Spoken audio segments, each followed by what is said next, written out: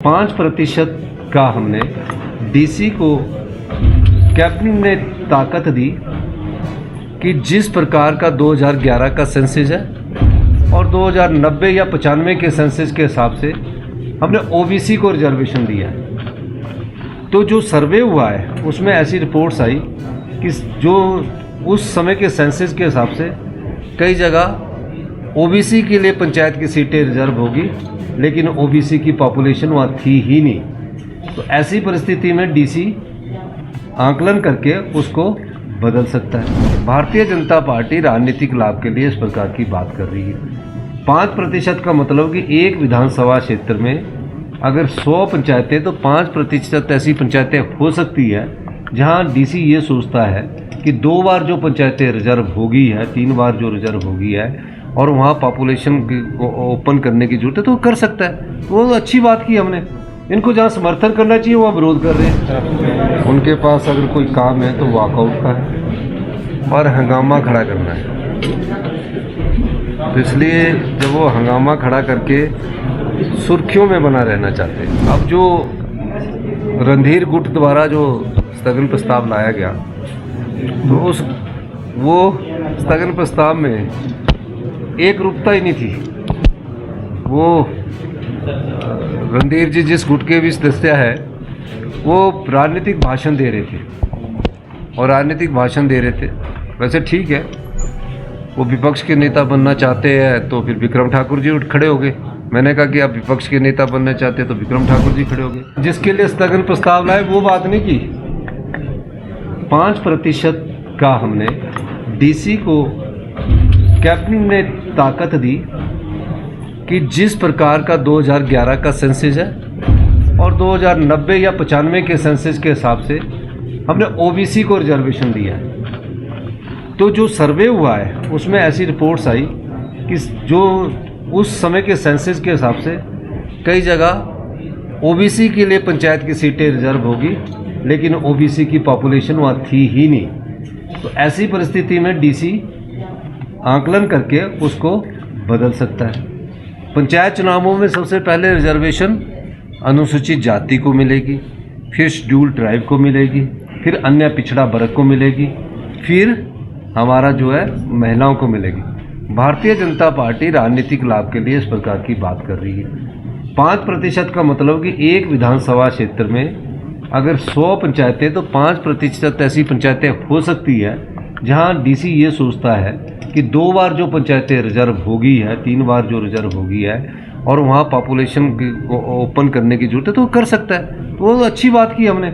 इनको जहाँ समर्थन करना चाहिए वहाँ विरोध कर रहे हैं। भाई आप पंचायत चुनावों की तैयारी करिए, इस चीज़ को राजनीतिक मुद्दा बनाने की जरूरत नहीं है। जो भी पंचायतें जहाँ पॉपुलेशन बिल्कुल कम होगी और पर वो मान लीजिए रोस्टर के अनुसार रिजर्व हो जाती है और पॉपुलेशन है नहीं तो उसको ओपन करने का अधिकार भी हमने डिप्टी कमिश्नर को दिया रह गया। उनके पास अगर कोई काम है तो वॉकआउट का है और हंगामा खड़ा करना है। तो इसलिए जब वो हंगामा खड़ा करके सुर्खियों में बना रहना चाहते हैं।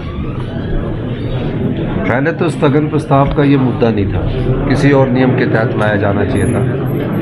नियम 130 है, नियम 62 के तहत भी ला सकते थे। स्थगन प्रस्ताव अधिकार जरूर है, लेकिन किन परिस्थितियों में है।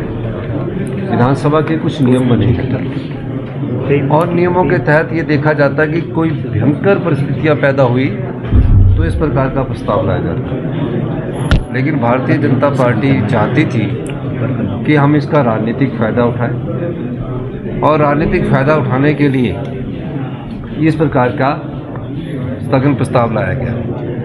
अब जो रणधीर गुट द्वारा जो स्थगन प्रस्ताव लाया गया तो वो स्थगन प्रस्ताव में एक रूपता ही नहीं थी। वो रणधीर जी जिस गुट के भी सदस्य है वो राजनीतिक भाषण दे रहे थे और राजनीतिक भाषण दे रहे थे। वैसे ठीक है, वो विपक्ष के नेता बनना चाहते हैं तो फिर विक्रम ठाकुर जी उठ खड़े हो गए। मैंने कहा कि आप विपक्ष के नेता बनना चाहते हैं तो विक्रम ठाकुर जी खड़े हो गए। लेकिन उन्होंने पूरा भाषण राजनीतिक दिया। हाई कोर्ट में भी हमने ही एफिडेविट दिया था।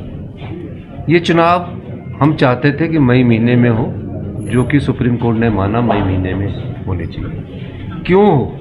क्योंकि जनवरी में और दिसंबर में जो विंटर क्लोजिंग स्कूल है वहाँ बच्चों के एग्ज़ाम होते हैं, और अगर चुनावों के वक्त अगर किसी की ड्यूटी लगती है तो टीचर्स की ड्यूटी लगती है, तो उनका शिक्षा पर प्रभाव पड़ता है।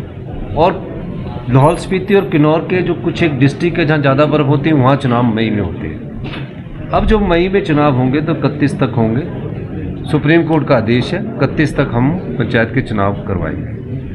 तो इस दृष्टिकोण से वो हमेशा राजनीतिक लाभ के लिए इस प्रकार की बात करते हैं और राजनीतिक फ़ायदे के लिए और सुर्खियों में बना रहने के लिए वॉकआउट करते हैं, हंगामा पैदा करते हैं। इतने इम्पोर्टेंट आज कुछ क्वेश्चन थे लगे हुए, कितने इम्पोर्टेंट क्वेश्चन थे, उनको चर्चा नहीं करना चाहते। फिर उसके बाद चलो आपने वॉकआउट किया तो जो आपके प्रस्ताव थे उनमें ही आ जाना था, तो इसका मतलब आज उन्हें जल्दी थी, वो जल्दी ही विधानसभा बंद करके बाहर जाना चाहते थे। ये अच्छी बात है सर कल